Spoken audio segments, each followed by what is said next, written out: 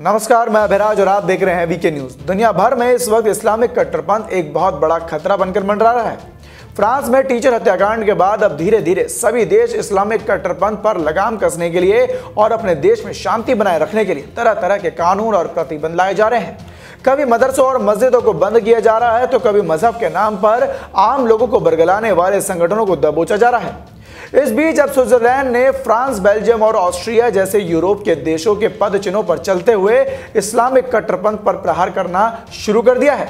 इसी कड़ी में देश के अंदर बुर्का और नकाब और पर प्रतिबंध लगाने की तैयारी हो रही है।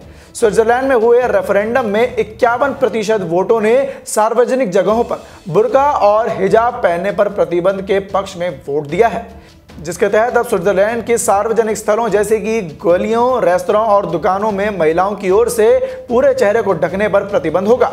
हालांकि पूरे चेहरे को ढकने की अनुमति मस्जिदों और स्थानीय फेस्टिवल कार्निवल में जारी रहेगा। इस्लामी जगहों पर होने वाले कार्यक्रमों में ऐसा किया जा सकता है। स्वास्थ्य के हिसाब से अगर चेहरे को ढका गया तो इस पर कोई प्रतिबंध नहीं रहेगा। कोरोना महामारी से बचने के लिए ऐसा किया जा सकता है। हालांकि स्विट्जरलैंड की संसद और वहां की सरकार चलाने वाली 7 सदस्य एग्जीक्यूटिव कमेटी ने इस रेफरेंडम का विरोध भी किया है। उनका मानना है कि यह प्रथा काफी लंबे समय से चलती आ रही है और इस पर पूर्णतः प्रतिबंध करने की बजाय सही ये रहेगा कि जब भी जरूरत पड़े बुर्का और नकाब पहनने वाली महिलाओं की चेकिंग की जा सके। इसके लिए उन्हें बुर्का और नकाब हटाने के लिए कहा जा सकता है।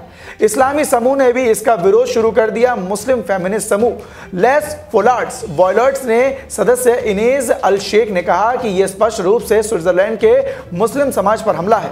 उन्होंने कहा कि मुस्लिम समुदाय का अपमान करने और उन्हें हाशिया पर ढकेलने के लिए ऐसा किया गया है।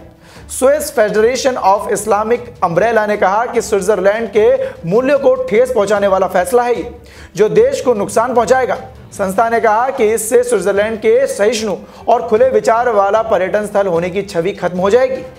इस प्रतिबंध के समर्थकों का कहना है कि रेफरेंडम में कहीं भी इस्लाम, नकाब या बुर्का शब्द का प्रयोग नहीं किया गया है। उन्होंने इसे कट्टरवाद के खिलाफ जंग बताया है ताकि चेहरे ढकने की आड़ में अपराध रुक सके।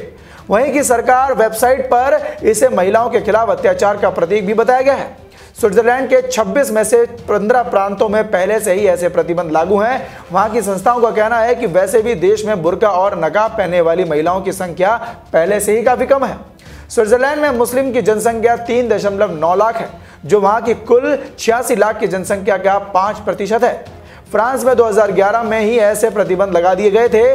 बुल्गारिया, डेनमार्क और बेल्जियम में ऐसे भी बुर्के और नकाब पर बैन रखा हुआ है। स्विट्जरलैंड में इस प्रतिबंध के पक्ष में 14,26,992 वोट पड़े हैं और इसके विरोध में 13,59,621 लोगों ने वोट किया है। कुल मिलाकर 50.8% वोटरों ने टर्नआउट के साथ यह रेफरेंडम पास हुआ है। वैसे आपको बता दें कि इस अभियान के पोस्टर्स में पहले से ही इस्लामिक कट्टरपंथ पर रोक लगाने की बात कही जा रही थी। 2009 में स्विट्जरलैंड में पहले से ही नई मीनारें बनाने पर रोक लगा दी गई थी। एमिनेस्ट इंटरनेशनल ने इसे धर्म के अधिकार के खिलाफ एक खतरनाक नीति करार दिया है। तो अब देखना होगा कि आने वाले दिनों में इस प्रतिबंध को लेकर बाकी मुस्लिम देशों और कट्टरपंथियों की क्या प्रतिक्रिया होती है। वैसे स्विट्जरलैंड के इस कदम पर आपकी क्या राय है, हमें कमेंट सेक्शन में कमेंट कर जरूर बताएं और देखते रहें वीके न्यूज। धन्यवाद।